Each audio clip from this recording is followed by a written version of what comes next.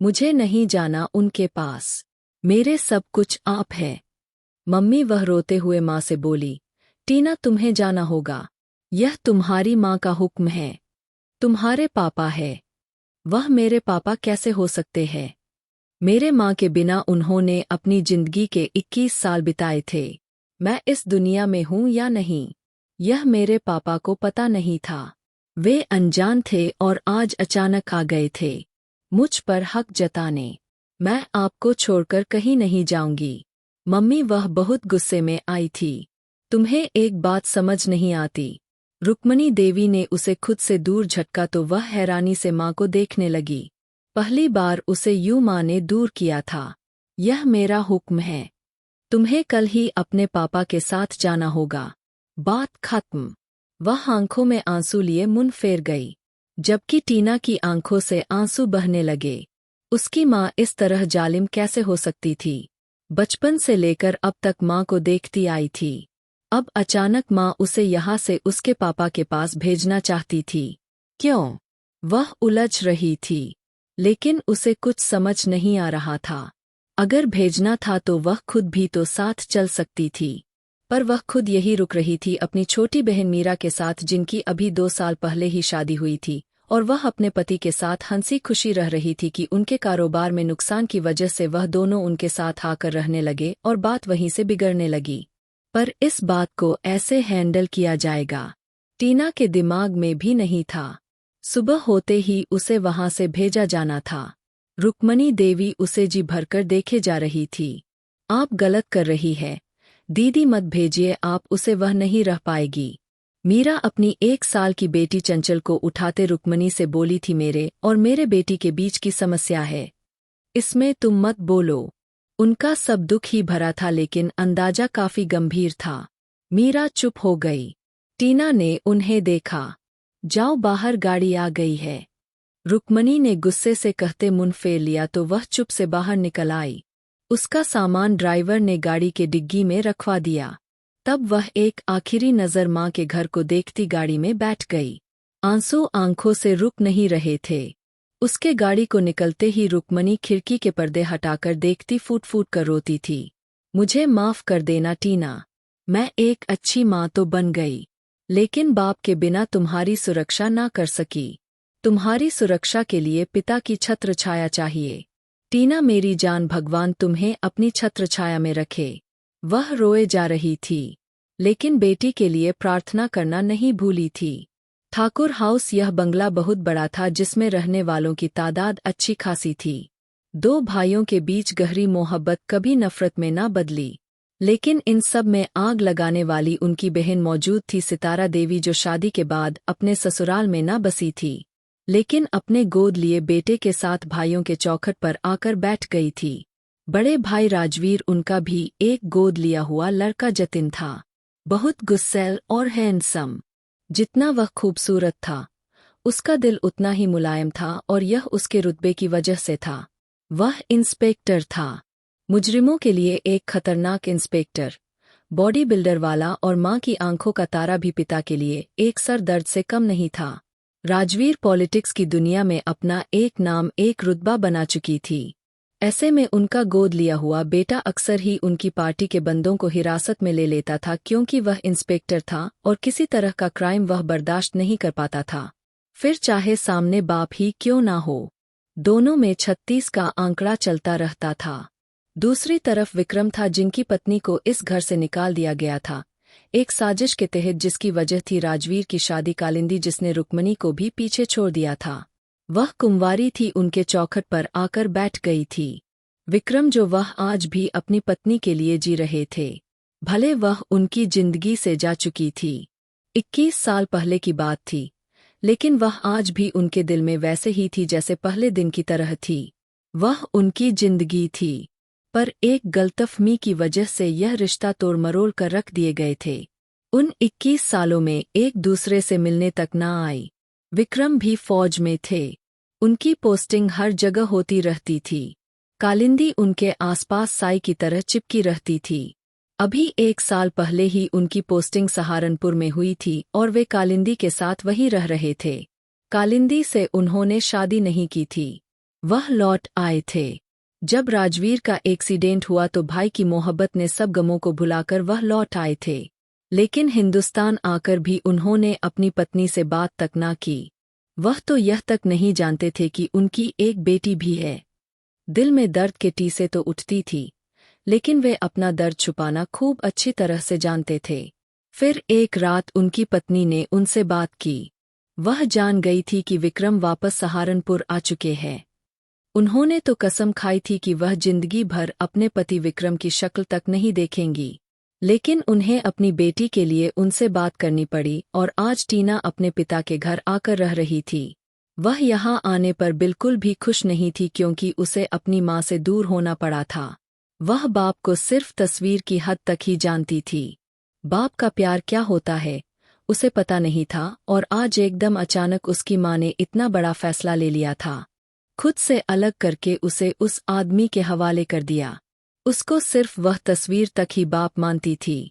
माँ के उस फैसले के पीछे वजह तो नहीं जानती थी, लेकिन उसने अपने दिल में एक वादा जरूर किया था कि वे विक्रम को अपना बाप कभी स्वीकार नहीं करेगी और एक दिन वापस अपनी माँ के पास लौट आएगी। अब यह वक्त ने तय करना था कि टीना अपने पिता को छोड़कर जाती है या नहीं।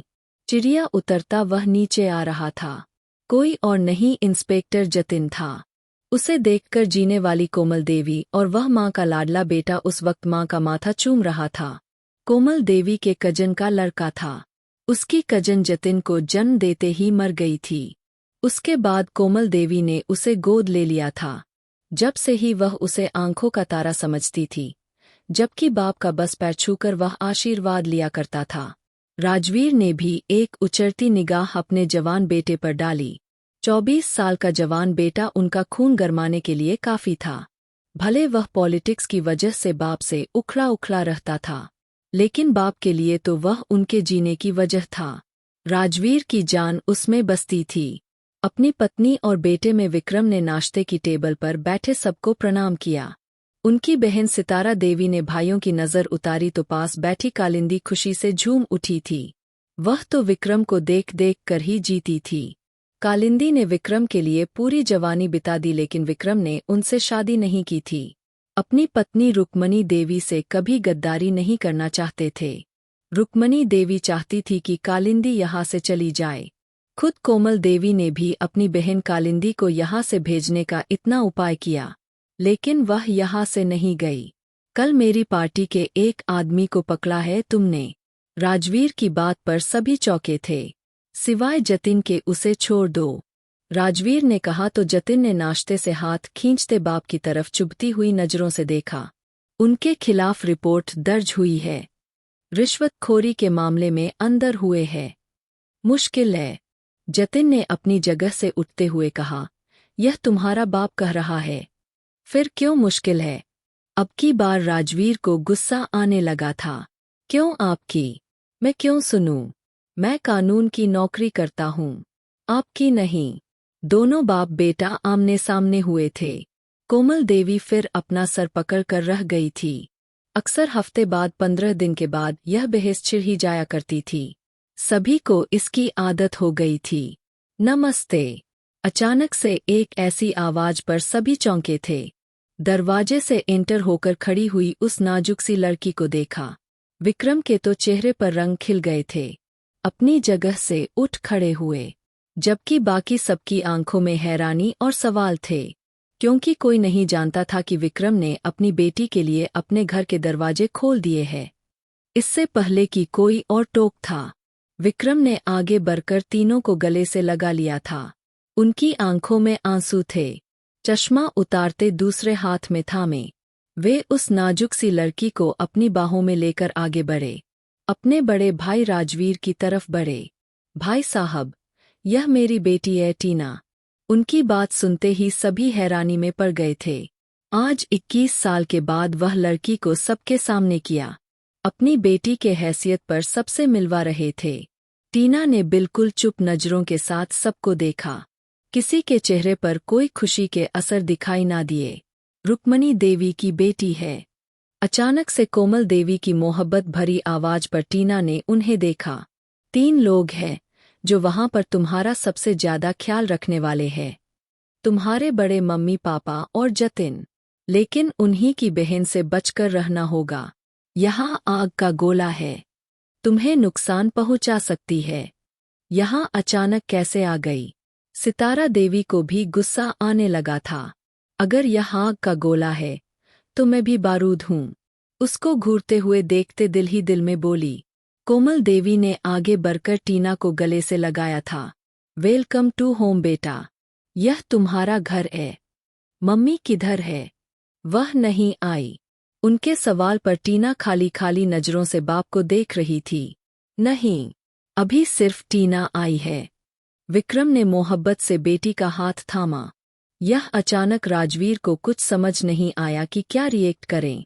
तभी जतिन के मोबाइल पर कॉल आने लगी तो वह सबको नजरअंदाज करता बाहर निकल गया।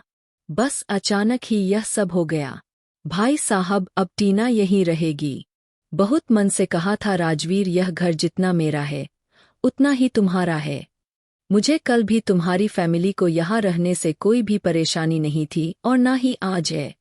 खुश रहो। उसके कंधे पर हाथ रखकर और टीना के सर पर प्यार भरा हाथ रखते अपने कमरे की तरफ बढ़ गए। विक्रम, आप पहले बता देते तो मैं टीना का रूम सेट करवा देती। चलिए आप लोग नाश्ता करो, मैं अपनी बेटी का रूम सेट करवा देती हूँ। कोमल देवी बड़े प्यार से कहती उठ खड़ी हुई थी। वैसे छोटे भैया, अचानक ही तुम उसे यहाँ पर ले आए? सितारा देवी ने बड़ी मुंह बनाकर कहा था। मैं खुद आई हूँ यहाँ। टीना के जवाब पर वह सब उसे देखने लगे। यहाँ आकर बैठो टीना। विक्रम ने बेटी को अपने साथ बिठाया और अपने हाथों से नाश्ता करवाया। वह तो समझ रही थी कि बाप उससे प्यार ही नहीं करता, इसलिए इतने साल वह उससे दूर रहे, उसकी खबर तक नहीं ली। लेकिन अब उनको देखकर नहीं लग रहा था जैसे वह तो कब के तरसे हुए थे। टीना बेटा, आपका रूम सेट करवा दिया गया है, ऊपर लेफ्ट साइड में है, सेकंड रूम है। नौकरानी ने सामान रखवा दिया है। बेटा, जिस भी चीज की जरूरत हो बिना झिझक बोल देना, यह आपका अपना घर है।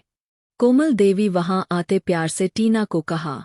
टीना जो अब सिर्फ मुस्कुरा सकी थी, तो वह माँ से अलग होने का गम नहीं भूल पाई थी कि उनकी मोहब्बतों को क्या समझ पाती। उनके बताए गए रूम में आते हुए अपना बैग एक तरफ रखती। मोबाइल पर अपनी माँ को कॉल मिला रही थी। कॉल जा रही थी लेकिन वह कॉल रिसीव नहीं कर पा रही थी। टीना बुरी तरह से दुखी हो रही थी। एक तो वह माँ का हुक्म मानते ही यहाँ आ गई थी, अब उन्होंने बात भी खत्म कर दी थी। उठती वह नहाने के लिए बाथरूम में चली गई, लेकिन अपने कपड़े लेना ही भूल गई थी। इधर जतिन आधे रास्ते तक पहुंचा था कि उसे कॉल आने लगी। जो फाइल उसे चाहिए थी वह घर पर छोड़ आया था। अब फिर से गाड़ी को वापस मोड़ रहा था और गुस्से में था। गाड़ी गेट से बाहर रोकता। वह गेट पर खड़े चौकीदार को कुछ समझा रहा था।